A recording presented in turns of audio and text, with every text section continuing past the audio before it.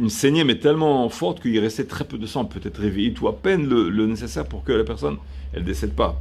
C'est une purification du sang qui va se reconstituer, et ça renouvelle les forces, ça purifie tout. Mais bon, après, il se sent vidé, il faut qu'il mange, il faut refaire les forces. Et lui était tellement pauvre qu'à la maison, il a trouvé à manger que de l'ail. De l'ail, piquant. Il a mangé l'ail qu'il y avait et il s'est évanoui du piquant.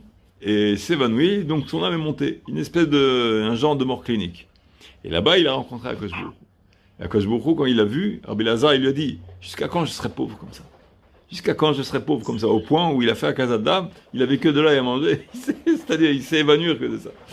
Hachem, il lui dit, tu veux que je recrée le monde du début, je le remets au Tohu Vavohu, comme dans Bereshit, et que je refasse le début de tout début du monde, et peut-être que tu renaîtras sous une étoile pas de pauvreté. Oh là là, il dit alors tout ça pour Oulaï, toute cette recréation pour arriver à seulement Oulaï. Alors il réfléchit, il dit Hachem, est-ce qu'il est arrivé à la moitié de sa vie, la moitié de ses années? Alors entre-temps, pendant qu'il y avait ce dialogue-là, qu'il était mort cliniquement. Il parlait de qui? Rabbi Lazare ben Pedat, il parlait de lui. Ah, de lui-même? Oui. Ok, d'accord. Pendant ce temps-là, au moment où il parlait avec Hachem, deux Chachamim étaient venus le voir. Il le voyait allongé et il ne bougeait pas. D'accord? Et pendant qu'il ne bougeait pas, il voyait qu'il avait un problème.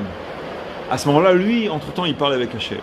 Et il demande à Hachem, est-ce qu'il est arrivé à la moitié de ses jours? Lui. Hachem lui répond oui. Alors, après, les Chachamim, quand il s'est réveillé, il leur a dit, pourquoi tu as eu une larme qui est coulée? Ensuite, tu as eu un sourire, et ensuite, tu as eu une étincelle qui est sortie. Alors, il leur a dit, l'alarme, c'est parce que j'ai demandé à Hachem s'il arrivait, lui, Rabbi Lazare, à la moitié de ses jours. Hachem, il lui a répondu oui. Il a dit, quand il m'a répondu oui, j'ai une larme, comme ça, qui est coulée. Et après, il a dit à Hachem, bon, puisqu'il en est ainsi, c'est pas la peine. Ne refais pas le monde du Tohu Vohu, tout ça, laisse tomber, j'accepte tel que ça. Alors Hachem lui dit, puisque tu as accepté, tu m'as pas demandé de refaire le monde de Tohu Vohu, viens, je te montre ton Olam Haba, ta partie Olam Haba. Alors il l'a emmené, il lui a montré 13 fleuves d'affarsement. Là, Rabbi Lazare regarde ça, on est sûr qu'il va être en euphorie. Il dit, Hachem, c'est tout ce que tu me donnes?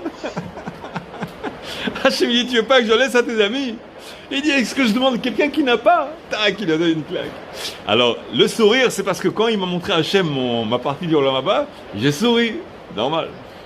Et après, quand j'ai répondu ça, Hachem m'a donné une claque d'affection, il m'a renvoyé sur terre. Ça le m'a assez dans la Gemara Betani.